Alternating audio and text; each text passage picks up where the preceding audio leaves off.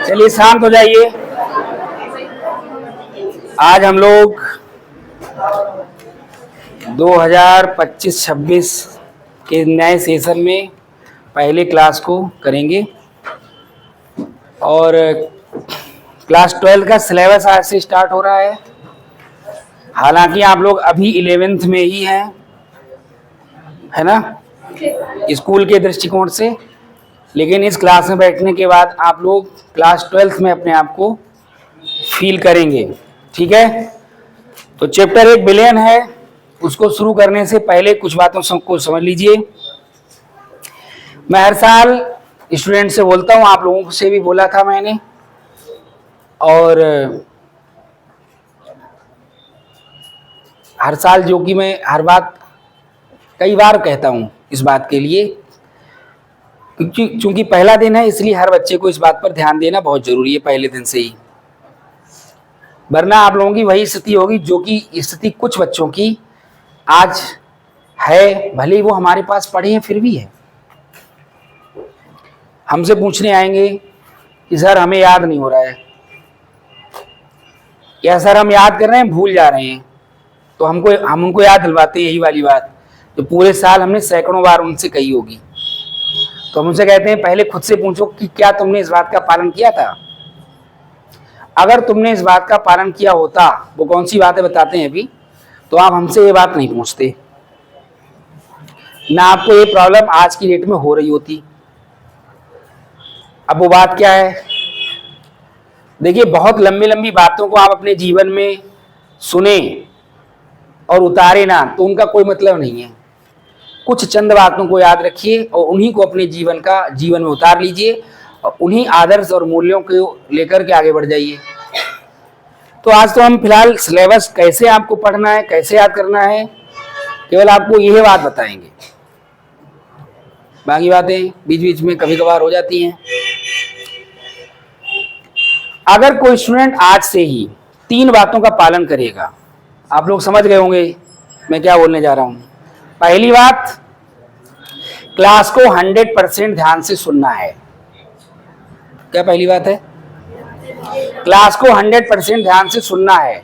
और अगर आपने क्लास को 100% ध्यान से सुन लिया तो 80% से 100% अगर यहां याद ना हो तो हमसे शिकायत करके जाइएगा तुरंत। पूरे साल की बोल रहा हूं।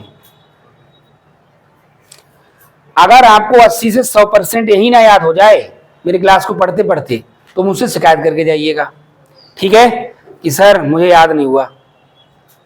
मैं समझने की बातें नहीं कर रहा हूं, मैं याद की बात कर रहा हूं कि आपको याद हो गया कि नहीं याद हो गया। रटना तो बहुत दूर की बात हो गई, समझना थोड़े ऊपर की बात हो गई। ठीक है, बात में ना समझने की कर रहा हूं ना मैं रटने की तो बात ही नहीं करता हूं। रटने तो मना ही है, लिखा हुआ था यहाँ पे, नया बोर्ड है तो मिट गया है। और ये बात सिर्फ इसलिए नहीं कही जा रही कि आज पहला क्लास है। मैं दावे के साथ ये बातें बोलता हूं, पूरे 2 साल में कोई स्टूडेंट इस बात को आज तक चैलेंज नहीं कर पाया। तो पहली बात यह है कि क्लास को 100% ध्यान से सुनना है। अगर आपने 100% ध्यान से हमारी क्लास को सुना तो 80 से 100% आपको यही याद हो जाएगा। दूसरी बात, जो चीज 80 से 100% यही याद हो जाएगी, अगर आप उसे घर पर जाकर के जितना उस दिन पढ़ाया है आप घर पर जाकर पढ़ेंगे तो आपको कितना मिनट लगना चाहिए, बोलिए? 10 मिनट से ज्यादा आपको नहीं लगेगा। हेलो, ठीक है अभी 1 मिनट जरा। तो मैं क्या बोल रहा था कि क्लास को 100% ध्यान से सुनना है, और अगर ऐसा आपने कर लिया तो 80 से 100% यही याद हो जाएगा। दूसरा कार्य आपको क्या करना है कि जो आप यहाँ पर पढ़ेंगे उस दिन का उसी दिन याद करना है। और अगर आपने क्लास को पहली शर्त का पालन किया क्लास में, तो आपको घर पर उतना याद करने में 10 मिनट से ज्यादा नहीं लगेगा। जिस दिन 10 मिनट से ज्यादा याद करने में लग जाए, अगले दिन आकर मुझसे शिकायत करना, मैं रोज यहीं पर मिलूंगा ना। मैं ये बात नहीं करता कि मैं तुमको दिसंबर में ये कार्य कराऊंगा, मैं रोज की बात बता रहा हूं। तुम रोज आओ, रोज मुझसे शिकायत कर सकते हो। मैं तुमको 4-6-8 महीने बाद की बात नहीं कर रहा हूं कि 4-6-8 महीने बाद तुमको याद होने लगेगा, या 4-6-8 महीने बाद मैं कुछ ऐसा तुमको मंत्र दे दूंगा कि तुम लोग जो है एकदम विद्वान हो जाओगे। मैं रोज की बात कर रहा हूं, रोज आप मुझसे शिकायत कर सकते हो। ये तीसरी बात, टेस्ट को ये समझ कर देना है। अब आप लोग बोर्ड एग्जाम का क्वेश्चन लिखोगे ना आज, वो भी आ सकता है बोर्ड एग्जाम में, तो हर प्रश्न को इस तरह से पढ़ना है कि ये मेरे बोर्ड एग्जाम में आएगा। तो क्या आएगा भी तो पता नहीं ना, तो इसलिए किसी भी टेस्ट को सिर्फ टेस्ट समझ कर नहीं देना है, ये समझकर टेस्ट को देना है कि यह टेस्ट सिर्फ टेस्ट नहीं है, ये बोर्ड एग्जाम ही है, क्योंकि ये इन्हीं में से तो प्रश्न बोर्ड एग्जाम में आएंगे। बात समझ में आ रही है? तो टेस्ट हर हाल में देना है। इन 3 चीजों का पूरे साल पालन कर लीजिए। और मैं ये कभी नहीं कहता हूं कि मेहनत करिए, मैंने मेहनत तो नहीं कहा अभी, मैंने केवल क्या कहा, क्लास को 100% ध्यान से सुनना है। उसका इफेक्ट क्या होगा वो बात की बात। दूसरा मैंने क्या कहा, मैंने इसमें कहीं मेहनत जोड़ा?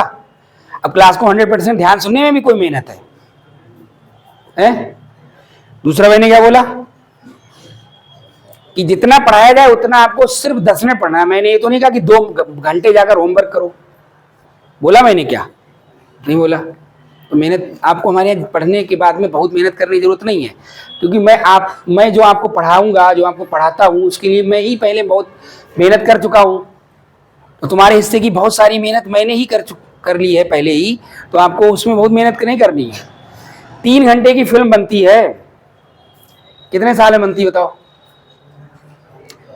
3 घंटे की फिल्म तुम्हें 3 घंटे में समझ में इसलिए आ जाती है क्योंकि उस पर 3 वर्ष या उससे अधिक के समय तक मेहनत की गई होती है। यानी 3 घंटे का जो तुम देखते हो फिल्म, वो तुमको क्यों समझ में आ जाती है? 3 घंटे में ही, क्योंकि उस फिल्म पर, जिसने भी उस फिल्म को बनाया है, उस फिल्म पर उसने कितने साल मेहनत की है? कम से कम 3 वर्ष या उससे अधिक वर्ष तक उसने मेहनत की है, तब आपको वो 3 घंटे में समझ में आ जाती है। उसने तय किया कि अब क्या दिखाना, तब इनको समझ में आ जाए। ये तो है, तो ये एक टीचर का होता है। और मैं दावे के साथ ये सब बातें बोल रहा हूं। अगर आप लोगों को कभी चैलेंज करना हो इन बातों के लिए तो करिएगा, ठीक है? या जो लोग 11th में पढ़े हैं इन बातों का पालन करते हुए, वो हमें बताइएगा कि सर ये बात जो आप बोल रहे हैं इनमें ये वाली गलत है, ये वाली गलत है, ये वाली गलत है, लेकिन आपने बशर्ते पालन किया हो तभी बताइएगा करके। तो 3 बातों का अगर आप पालन करेंगे, पहला दिन है आपका 12th के सिलेबस का, भले ही आप अभी 11th में ही हैं, लेकिन पहला दिन है ये 12th का, इसलिए मैंने पहले दिन इसलिए जरूर बताना, इस बात को जरूरी समझा, ठीक है? बाकी आदर्श नैतिक मूल्य की बातें हम लोग बाद में करेंगे। आपको लास्ट टाइम जब आप पहुंचे पूरा पढ़ करके ये सारा, तो आपको उस समय फील नहीं होना चाहिए कि यार कुछ याद नहीं है, या आगे वाला याद कर रहे हैं पीछे वाला भूल जा रहे हैं। क्यों भूल जा रहे हैं? क्योंकि याद कभी किया ही नहीं था, अब याद करना शुरू किया क्योंकि एग्जाम का प्रेशर है। अब प्रेशर ऑलरेडी अंदर है। अब किसी चीज में अंदर प्रेशर हो, जैसे टायर में हवा भरी हुई है, ऑलरेडी प्रेशर है उसके अंदर, अब तुम पंप से उसमें हवा भरोगे, भर जाएगी। अब वो हवा का प्रेशर है किसी भी चीज का अंदर अब आपके अंदर बोर्ड एग्जाम का प्रेशर बन गया ना, तो अब आप पढ़ोगे तो उसके अंदर क्या जाएगा? उतना अच्छा नहीं जाएगा। समझ बात आ रही है? आप इधर से पढ़ोगे, इधर से निकल जाएगा, आगे का पढ़ोगे, पीछे का भूल जाओगे। यही होता है बोर्ड एग्जाम से पहले। तो ये स्थिति खतरनाक होती है, और ये खतरनाक स्थिति तुम्हारे सामने ना आए, इसलिए मैंने पहले दिन ही आप लोगों को ये बात बता दी कि आप लोगों को पूरे वर्ष पढ़ना कैसे है। और अगर आपने ऐसे पढ़ लिया तो 100% पेपर आपको मिलना है। मतलब 100% पेपर तो मिलना ही है, वो मेरी गारंटी है। मैं गारंटी के साथ ये भी बोलता हूँ हमेशा। आज तक बोर्ड में कोई ऐसा पेपर नहीं बना पाया कि हमने जो पढ़ाया उससे बाहर बना पाया हो, उसकी आप टेंशन मत लीजिए। अगर ये पालन आपने कर लिया तो आप 100% पेपर कर पाएंगे। लेकिन अगर आपने ये बात पालन नहीं की जो मैं बोल रहा हूं, तो फिर आप नहीं कर पाएंगे। ये भी सुन लीजिए, तब आप एग्जाम में 100% क्वेश्चंस आपकी कॉपी में लिखे होंगे, लेकिन आप 100% क्वेश्चन सही करके नहीं आ पाएंगे। बाकी अनलिमिटेड टेस्ट विभिन्न प्रकार के इंटरवलों से पूछेगा। रिएक्शंस के अलग टेस्ट, अभी ऑर्गेनिक का 2 बार टेस्ट हुआ, अभी जल्दी में, बाकी पूरे साल होते रहे। अब हमने केवल उनको कुछ नेम रिएक्शंस हैं उनके अलग टेस्ट के लिए बुलाया है, और जो कंपाउंड की प्रिपरेशंस होती हैं उनके टेस्ट के अलग से बुलाया है। तो विभिन्न प्रकार की परीक्षाओं के माध्यम से उन रिएक्शंस को, उन अभिक्रियाओं को, न्यूमेरिकल्स को, ऑब्जेक्टिव क्वेश्चंस के लिए, इस बार ऑब्जेक्टिव पर भी मैं आपको बुकलेट शुरुआत में ही देने वाला हूँ। तो शुरू से ही हम लोग ऑब्जेक्टिव, ये सारी चीज़ें, न्यूमेरिकल्स, इन सब चीज़ों पर फोकस करते हुए चलेंगे। उनमें बोर्ड एग्जाम में पूछे कुछ ऑब्जेक्टिव न्यूमेरिकल्स भी मैंने शामिल किए हैं। अभी किताब छपने का कार्य चल रहा है, और वो बुकलेट जब छप जाएगी तो आप लोगों को दे दी जाएगी। अभी तो हम लोग पहले चैप्टर पढ़ेंगे, तब तो ऑब्जेक्टिव करेंगे, तो पहले पढ़ तो लीजिए, थोड़ी आ जाए तुमको दे दें, तो तब तक वो कार्य संपन्न भी हो जाएगा। तो कुल मिलाकर के आप लोगों को देखिए, होता क्या है कि हम कोई कार्य करने से पहले हम ये तय नहीं करते हैं कि हमें वो कार्य करना कैसे है, और सीधे जुट जाते हैं, समझ रहे हो ना, तो हमारा कार्य सफल नहीं हो पाता, हम सफलता को प्राप्त नहीं कर पाते। इसलिए एक रणनीति को लेकर, ये भी का एक युद्ध है। बोर्ड एग्जाम लाखों विद्यार्थी बैठता है, उस लाखों विद्यार्थियों में आप भी उसमें बैठे होंगे, तो एक किसी महासमर से, महायुद्ध से कम नहीं है। यूपी बोर्ड का एग्जाम अपने आप में एक महासमर आप समझिए, और उसका हिस्सा आप भी बनने जा रहे हैं। तो इस युद्ध का हिस्सा जब आप बनेंगे और बिना किसी रणनीति के आप वहां पहुंच जाएंगे, तो सीधी सी बात है, धराशायी हो जाएंगे। तो ये रणनीति पहले से ही बनानी पड़ती है कि आपको करना क्या है। बाकी आपको मेहनत नहीं करनी है मेरे साइड से, क्योंकि मैं मेहनत कर चुका हूं। आपको केवल इतना ही, केवल 3 काम कर लो तुम, लेकिन रोज कर लो। रोज क्लास को 100% ध्यान से सुनो, रोज जितना पढ़ाया जाए उसी दिन प्रण करके जाओ कि उतना हमें याद करना ही, तभी सोएंगे। और ऐसा होगा ही नहीं कि 4 घंटा लगे। मैं 10 मिनट की बात करूं, जितना यहाँ पढ़ोगे उतना अगर 10 मिनट से ज्यादा लग जाए, अगले दिन शिकायत करना। तो आपको घर पर भी 10 मिनट पढ़ना, बाकी आप पढ़िए, कितने पढ़िए, किताबें पढ़िए, उनसे आपको हम जो पढ़ाएंगे उससे भी एक्स्ट्रा मिलेगा, वो एक अलग चीज हो गई, समझ रहे हो। तो और तीसरी बात, टेस्ट कभी नहीं छोड़ना है। जब भी टेस्ट हो तो टेस्ट देना है, और सिर्फ प्रेजेंट नहीं होना है कि यार ये प्रेजेंट हो गए आकर के सर की नजरों में आ गए कि हम टेस्ट देने आए। सिर्फ प्रेजेंट नहीं होना है, पूरी तैयारी के साथ प्रेजेंट होना है। इन 3 बातों को आज लिख लो अपनी कॉपी पर, अभी नहीं, मतलब लिख लीजिए घर पर जाकर के। अगर याद रहे तो याद रखिए, ठीक है। और याद ना रहे तो मैं तो कहता हूँ कि लिख लेना और चिपका लेना, जिससे कि बार बार नजर जाए तो भूल जाते हो ना तुम लोग। हनुमान जी हो, शक्ति याद दिलाई जाती तो कुछ देर तक याद रहती है, पूरा समुद्र लांग जाओगे, पहाड़ उठा लोगे, सारे काम कर लोगे, और जब वो शक्ति भूल जाओगे तो तुमसे एक गिट्टी भी उठना मुश्किल होता है, ठीक है ना। तो वही हाल है। तो फिलहाल के लिए हम लोग आज स्टार्ट करने जा रहे हैं चैप्टर 1 बिलियन सॉल्यूशन, ठीक है। पूरे ध्यान से आप लोग समझेंगे, और जब मैं पढ़ाऊं, मेरा लेक्चर इस टाइम चल रहा हो, उस टाइम आप कोई वार्तालाप नहीं करेंगे। 100% ध्यान देना है, तो वार्तालाप करना का कोई मतलब ही नहीं है। लेकिन एक काम और भी नहीं करेंगे, कॉपी में पेन लगा करके कॉपी बंद कर दीजिए, आराम से शांति से बैठिए, मेरी बात केवल सुनिए। जब हम लिखाएं तब कॉपी खोलिए, तब लिखिए। क्योंकि आप लोग क्या करते हो, कॉपी पेन ले लिया, फिर पेन का पोस्टमार्टम करते रहते हो, हैं, करते हो ना। तो ये सारी हरकतें आप करोगे तो ध्यान आपका डाइवर्ट होगा, तो 100% फोकस आप नहीं कर पाओगे। समझ में बात आ गई। तो आपको 100% फोकस करके क्लास को अटेंड करना है, सफलता आपको तभी मिल पाएगी। तो चलिए चैप्टर डाल लीजिए आप लोग। चैप्टर 2 बिलियन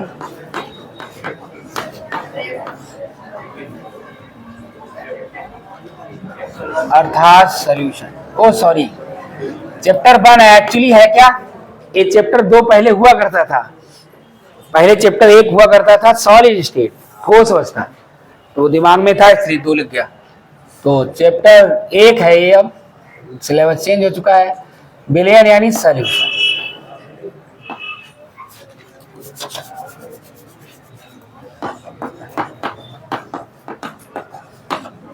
बिलियन अर्थात सॉल्यूशन। अब ध्यान दीजिए, पहला प्रश्न हमारा यही हो गया कि विलयन हम कहते किसे, जो चैप्टर का नाम है हमारा, क्वेश्चन जो है पहला यही हो गया कि विलयन हम किसे कहते हैं।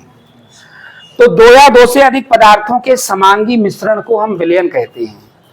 यानी दो या दो से अधिक पदार्थों को मिला दीजिए, अगर उनका समांगी मिश्रण बन रहा है तो वो क्या कहलाएगा, विलयन कहलाएगा।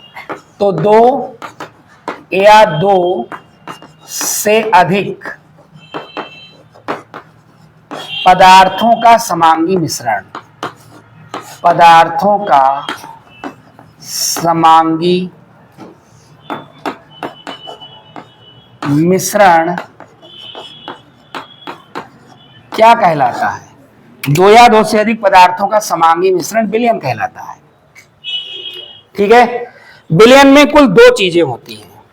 एक क्या होता है, एक होता है विलेय, जिसे हम अंग्रेजी में क्या कहते हैं, सॉल्यूट कहते हैं, और दूसरा क्या होता है, विलायक होता है, जिसे हम अंग्रेजी में क्या कहते हैं, सॉल्वेंट कहते हैं। और दोनों जब मिल जाते हैं तो क्या बन जाता है, विलयन बन जाता है, और जिसे हम क्या कहते हैं, सॉल्यूशन कहते हैं। क्लियर।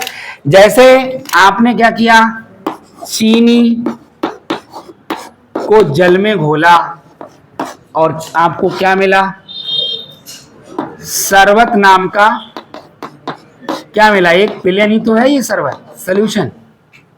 ये समांगी मिश्रण होता है। समांगी मिश्रण किसे कहते हैं, जिसमें सारा पूरा जो द्रव है, पूरा जो द्रव्य है वो एक जैसा आपको दिखाई देना चाहिए। जैसे आपने रेत को जल में घोल दिया, समांगी नहीं है, समांगी रेत अलग दिखाई देगा, पानी अलग दिखाई देगा। लेकिन नमक को जल में घोल दो तो पहचान पाओगे। यानी नमक के जो पार्टिकल्स हैं वो पूरे विलयन में समान रूप से वितरित हो गए।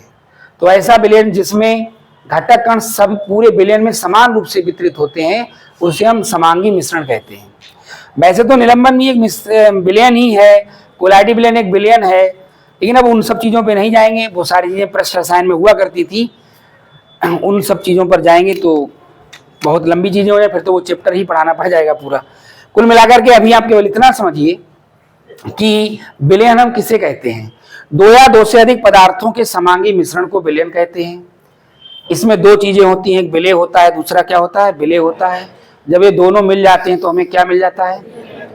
ठीक है, अभी मुझे बोलना पड़ा कि तुम लोग बोलो, नहीं बोलना पड़ा क्योंकि तुम नहीं बोल रहे, तुम्हारा दिमाग बोल रहा है अब, क्योंकि दिमाग पूरा फोकस कर रहा है पढ़ाई में। वैसे कहना पड़ता था कि हमने कुछ बोलने लायक बोला, तुम बोले नहीं। अगर पूरे फोकस के साथ पढ़ोगे तो ऑटोमेटिक चीजें होंगी, ऑटोमेटिक चीजें याद होंगी, समझ में आएंगी, यही याद भी हो जाएंगी। आपको कुछ नहीं करने की जरूरत है। ठीक है, तो अब यहां पर विलेय और विलायक की अगर डेफिनेशन दी जाए तो ये डेफिनेशन क्या हो जाएगी। अब यहां पर आप कह सकते हो कि हमने चीनी को जल में घोला, तो जिसको घोला वो विलेय है, जिसमें घोला वो विलायक है। लेकिन ये बड़ी सस्ती परिभाषा है, बहुत सस्ती परिभाषा है, ये तुम्हारे लायक नहीं है। ठीक है ना, तुम्हारे लायक परिभाषा क्या होगी, एकदम कॉन्सेप्ट बेस्ड परिभाषा। जो शरबत होगा उसमें ज्यादा कौन होगा, जल, यानी विलायक ज्यादा होगा, विलायक ज्यादा होगा ना, बोलो। और चीनी कैसी होगी, कम होगी, तो चीनी कम होगी। इसका मतलब स्पष्ट है कि जो पदार्थ विलयन में कम है वही कौन है, विलेय है, और जो पदार्थ विलयन में अधिक है वही कौन है, विलायक है। तो किसी विलयन में जो पदार्थ कम मात्रा में होता है उसे विलेय कहते हैं, और जो अधिक मात्रा में होता है उसे विलायक कहते हैं। बात समझ आ गई कि नहीं आ गई, बोलिए। यहाँ तक कोई दिक्कत? तो परिभाषा क्या लिखोगे, क्या लिखोगे, बोलो। दो या दो से अधिक पदार्थों के समांगी मिश्रण को विलयन कहते हैं। विलयन में जो पदार्थ कम मात्रा में होता है उसे विलेय, तथा जो अधिक मात्रा में होता है उसे विलायक। पहले ये बताओ इतनी बात समझ में आ गई कि नहीं आ गई। अब आगे बढ़ा जाए। अब देखिए, जो विलेय हम घोलते हैं किसी विलायक में, उसकी अपनी मात्रा होती है, और मात्रा कई रूपों में होती है। आपने 1 लीटर जल ले लिया या 100 ml जल ले लिया, 100 ग्राम ले लिया, तो अलग अलग स्थितियों में उसमें जो विलेय की मात्रा का हम आकलन करते हैं कि भाई 100 ग्राम में कितना ग्राम विलेय है, 100 ml विलयन में कितना ml विलेय घुला हुआ है, ठीक है ना।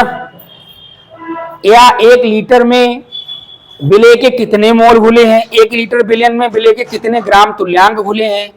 तो ये सब जानकारियां क्या हैं, इन सब जानकारियों को हम कहते हैं सांद्रता। क्या कहते हैं? सांद्रता कहते हैं, कंसंट्रेशन कहते हैं। सांद्रता बोले तो कंसंट्रेशन। तो किसी विलयन के कंसंट्रेशन अर्थात सांद्रता को हम कई तरीके से ज्ञात कर सकते हैं।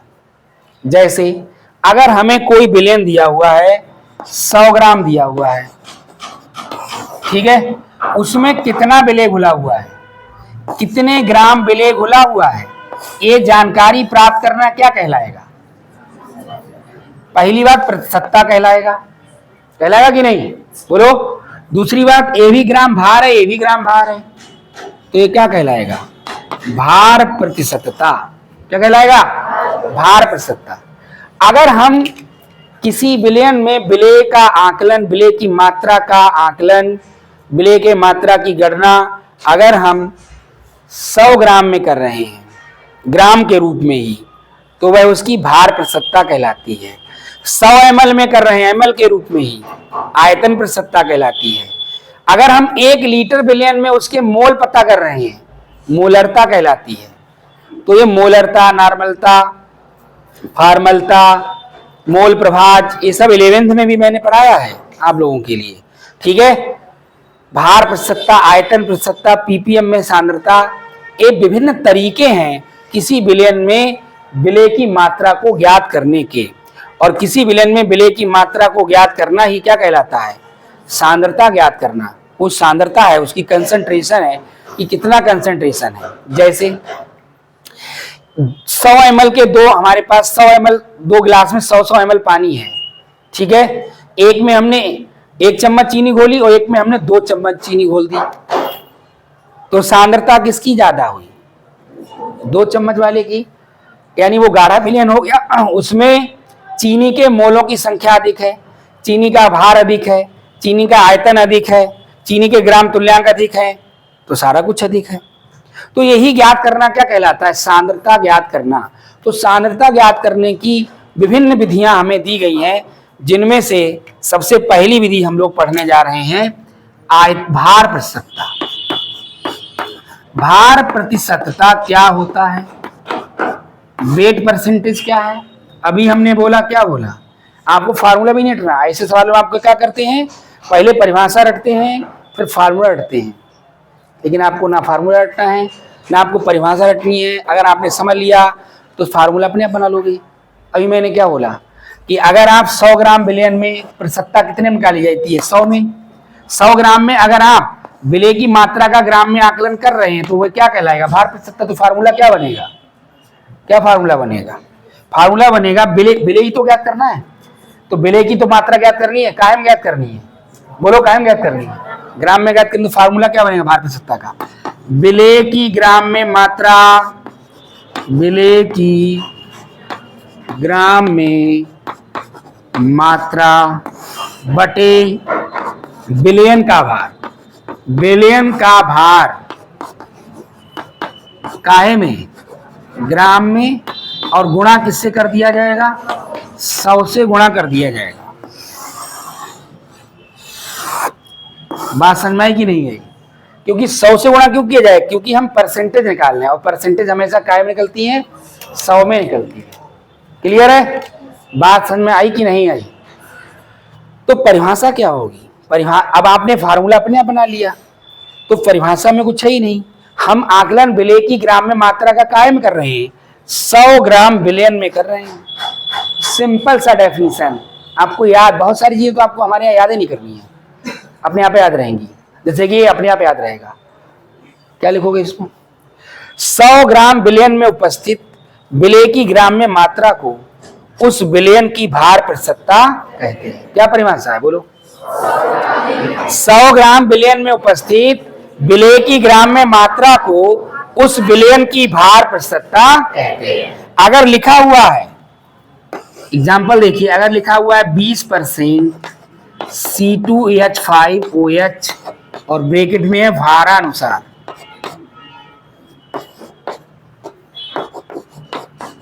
दैट मीन्स, क्या मतलब है इसका, कि अगर आपके पास 100 ग्राम विलयन है, कितना, 100 ग्राम विलयन, तो उसमें 20 ग्राम कौन है, C2H5OH है, और प्लस 80 ग्राम कौन है, जल है। यही तो मतलब हुआ, बोलो। तो 20% C2H5OH भारानुसार का अर्थ यह है कि 100 ग्राम विलयन में 20 ग्राम C2H5 उपस्थित है तथा शेष 80 ग्राम कौन है, जल है। अब बताइए, आपको ये कुछ याद करने की जरूरत है? चलते फिरते किसी ने पूछ लिया, भैया सुनाओ भार प्रतिशतता, तो सुना डाला कि भार यानी भार ज्ञात करना है, किसका, विलेय का भार ग्राम में ज्ञात करना है। अब विलेय का भार है तो विलयन का भी भार ग्राम में होगा ही। अब प्रतिशतता पूछ रहा है तो 100 से गुणा होगी ही, फार्मूला बन गया। परिभाषा यहां से शुरू करो, यहां आओ, यहां पर आओ, परिभाषा खत्म। यहां को भार प्रतिशतता कहते हैं।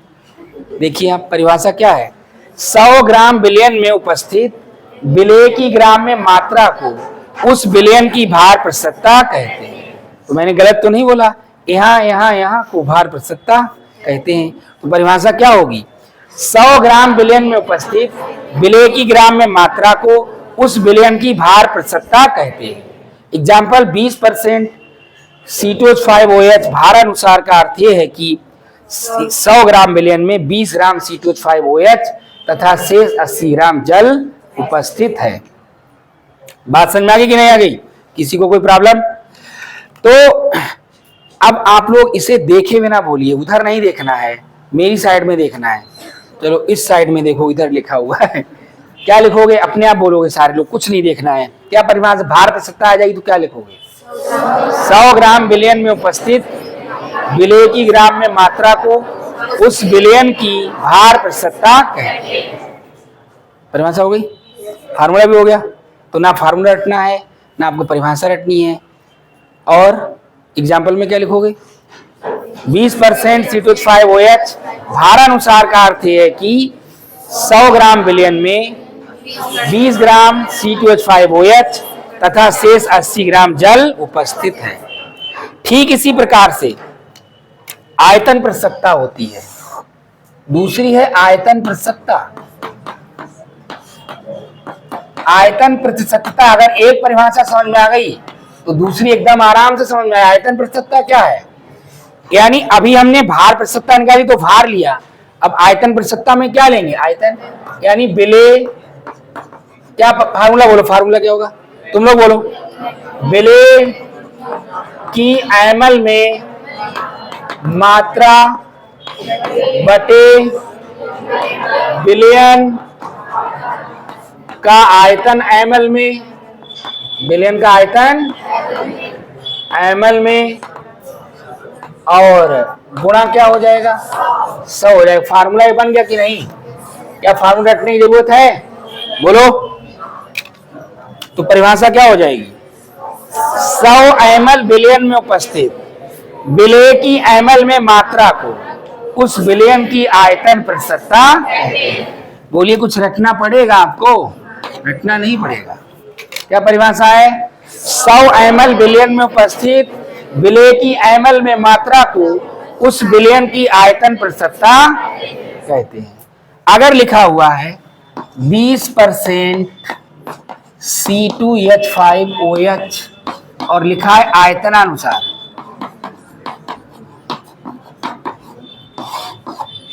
तो इसका अर्थ क्या है कि इस विलयन में 20 ml कौन है, C2H5OH प्लस 100 ml H2O यानी जल है।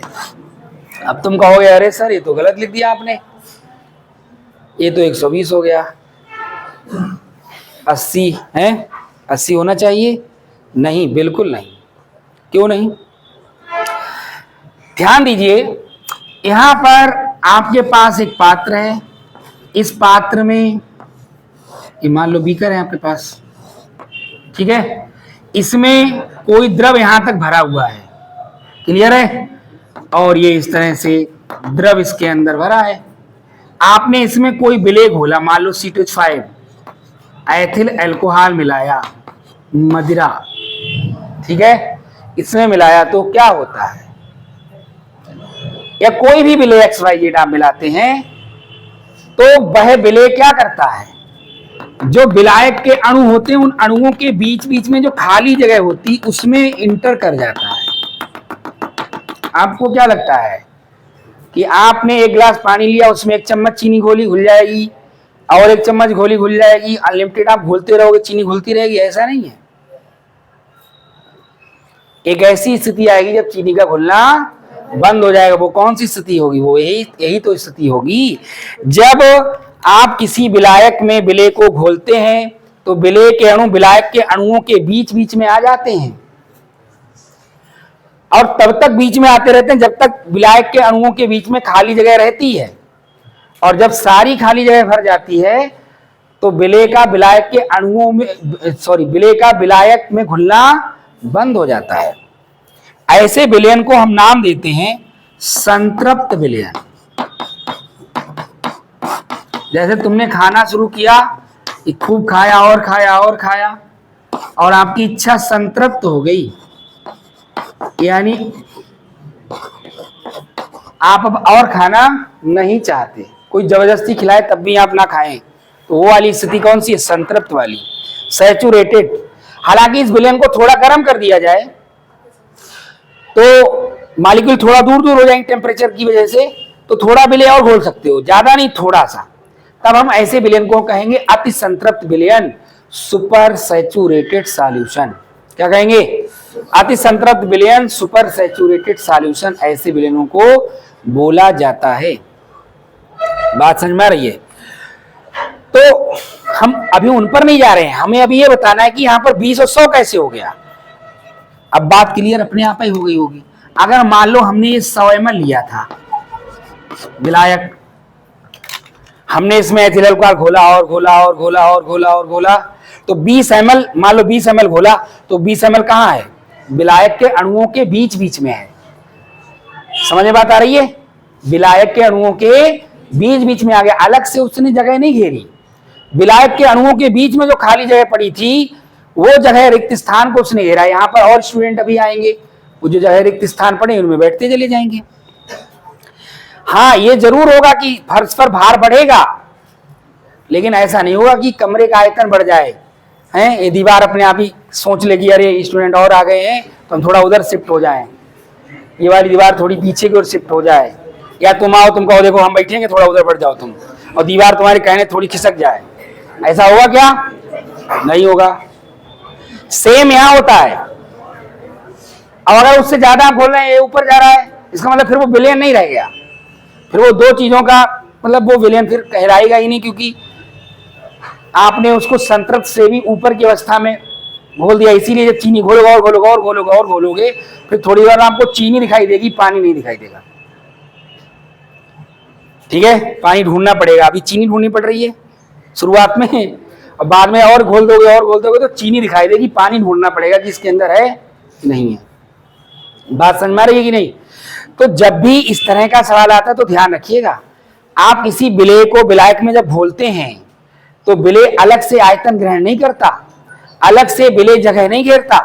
विलायक के अणुओं के बीच में जो जगह खाली पड़ी होती है, उसी जगह के लिए विलायक के अणुओं के बीच में जो जगह खाली पड़ी होती है उसी में वो प्रवेश कर जाता है, अलग से स्थान ग्रहण नहीं करता। लेकिन इस परिस्थिति में भार बढ़ता है, इसीलिए भार प्रसक्ता आएगी तो घटाओगे, लेकिन अगर आयतन प्रसक्ता आएगी तो कभी घटाओगे नहीं। आपने 100 ml जल लिया था, 100 ml जल पहले भी था, 20 ml एथिल अल्कोहल घोलने के बाद भी 100 ml ही रहेगा, विलयन 100 ml ही रहेगा। जल 100 था, 100 ही रहेगा। तो ये 20 क्या है? 20 एथिल अल्कोहल का आयतन है जो इसके अंदर प्रवेश कर चुका है, उस एथिल अल्कोहल का आयतन है। विलयन का आयतन 100 पहले ही था, विलायक का अभी भी 100 ही है। तो ये 20 और 100 120 नहीं होगा। समझ में बात आ गई?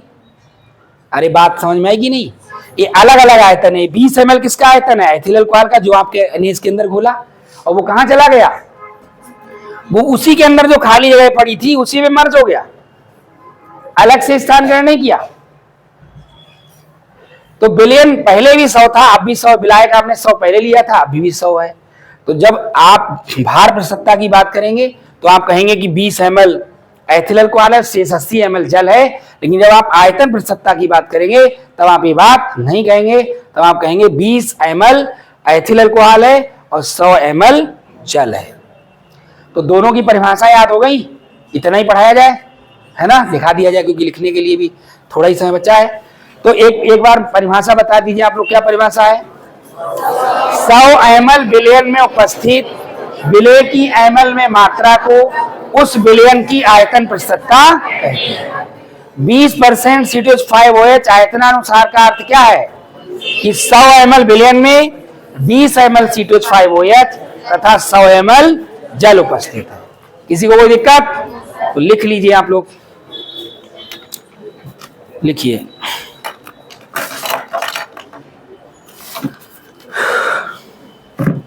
हेडिंग डालिए बिलियन सॉल्यूशन और लिखिए 2 या 2 से अधिक पदार्थों के 2 या 2 से अधिक पदार्थों के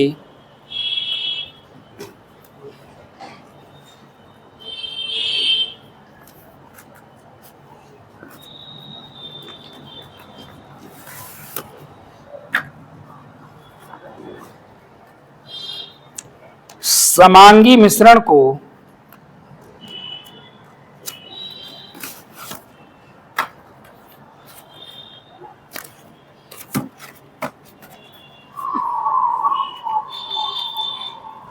विलयन कहते हैं।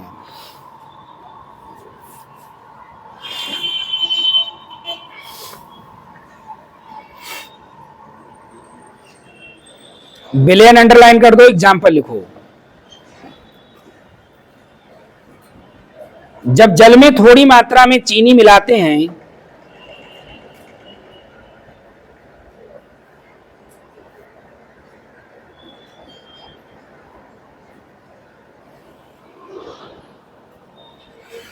तो चीनी और जल का पारदर्शक मिश्रण बन जाता है।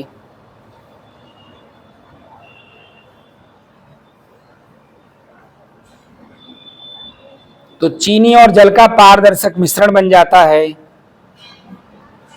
जिसे विलयन कहते हैं।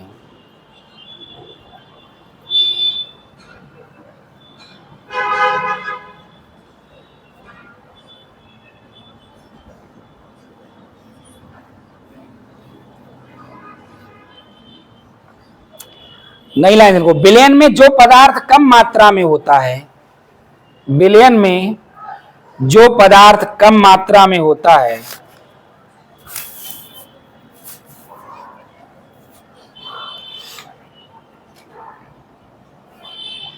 उसे विलेय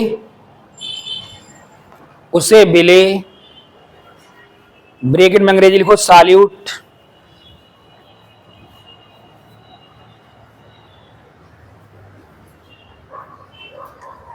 तथा जो पदार्थ अधिक मात्रा में होता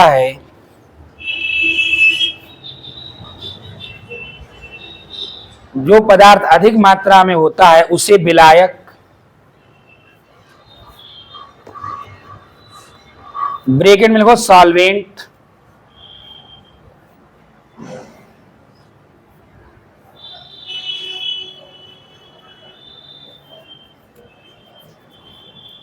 कहते हैं। जल्दी जल्दी तो नहीं बोल रहे हैं, जल्दी बोल रहे हैं? अच्छा ठीक बेटा, धीरे और बोलेंगे। लिखो नई लाइन से अगला, नई लाइन से अगला क्वेश्चन लिखो। विलयनों की सांद्रताएं व्यक्त करने की विधियों का वर्णन कीजिए।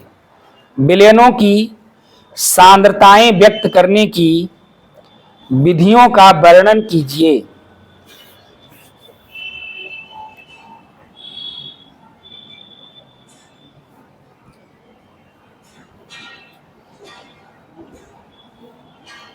विलयनों की सांद्रताएं व्यक्त करने की विधियों का वर्णन कीजिए।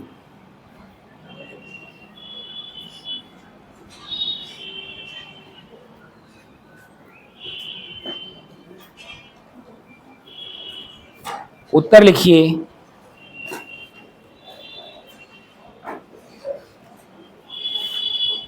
विलयनों की सांद्रताएं व्यक्त करने की विधियां निम्न हैं। विलयनों की सांद्रताएं व्यक्त करने की विधियां निम्न हैं।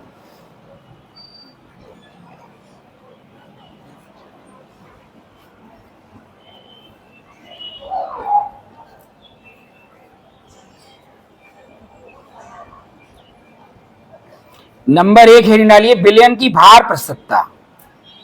विलयन की भार प्रतिशतता क्या परिभाषा सुना दो जरा एक बार। क्या परिभाषा है भार प्रतिशतता की?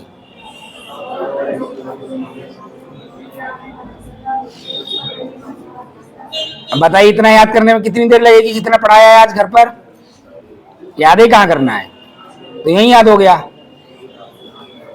तो फिलहाल 10 मिनट आप याद भले ही पूरा हो जाए यहाँ, लेकिन फिर भी आप 10 मिनट पढ़ेंगे जरूर। एक कार्य करना ही है, समझ लीजिए, कंपलसरी 10 मिनट कापी खोलना। तो लिखो 100 ग्राम विलयन में उपस्थित 100 ग्राम विलयन में उपस्थित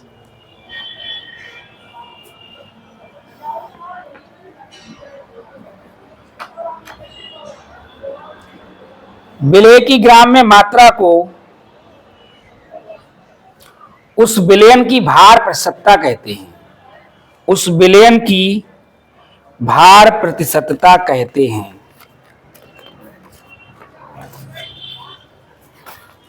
उस विलयन की भार प्रतिशतता कहते हैं। फार्मूला नोट करिए, फार्मूला नोट कर लीजिए भार प्रतिशतता वाला।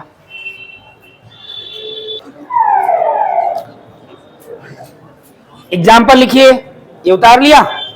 एग्जाम्पल लिखो, 20% C2H5OH ब्रैकेट में लिखो भारानुसार। 20% C2H5OH ब्रैकेट में लिखिए भारानुसार।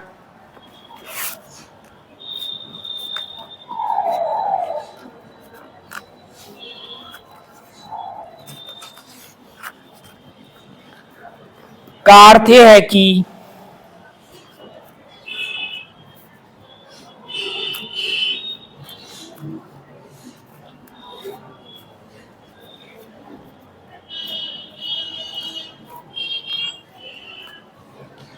सौ ग्राम विलयन में 20 ग्राम C2H5OH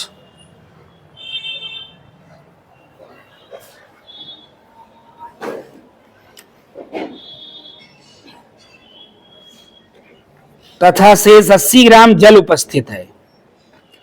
तथा शेष 80 ग्राम जल उपस्थित है।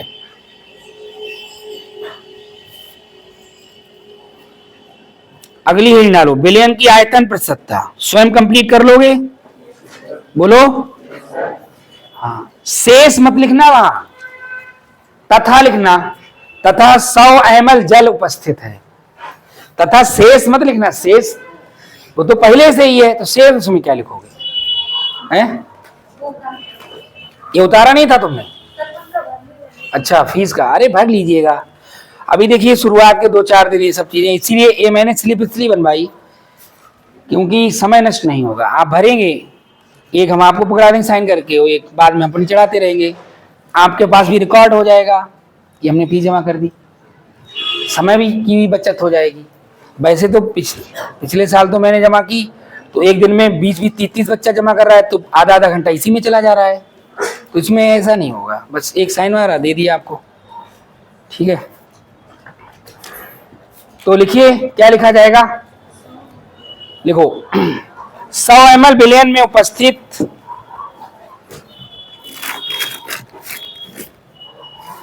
100 ml विलयन में उपस्थित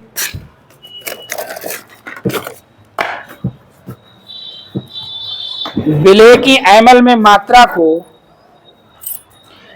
विलेय की ml में मात्रा को उस विलयन की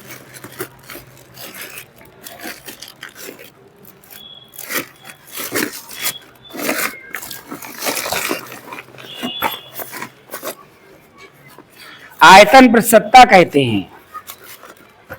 वीडियो ऑन है? हाँ ठीक है। उस विलयन की आयतन प्रतिशतता कहते हैं। फार्मूला नोट करो, एग्जाम्पल कंप्लीट करो।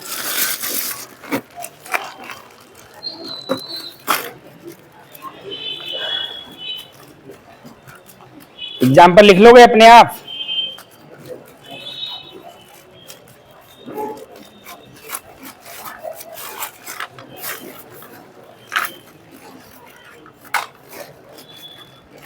एग्जाम्पल लिखो, 20 ml C2H5OH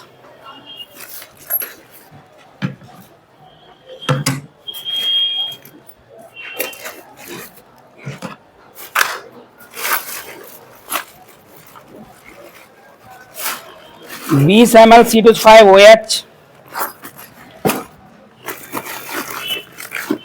आयतनानुसार, ब्रेकेट को आयतनानुसार, का अर्थ यह है कि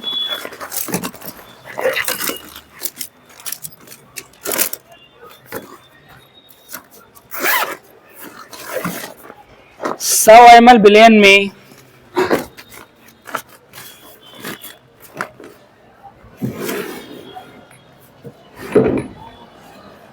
20 ml C2H5OH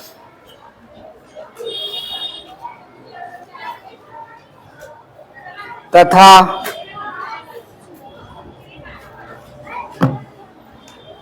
100 ml जल उपस्थित है। 100 ml जल उपस्थित है। किसी को कोई प्रॉब्लम? बोलिए। इसके आगे हम लोग कल पढ़ेंगे। पीपीएम में सांद्रता, नॉर्मलता, मोलरता, मोललता, ये सब पढ़ेंगे। ठीक, आज के लिए इतना ही। That's all.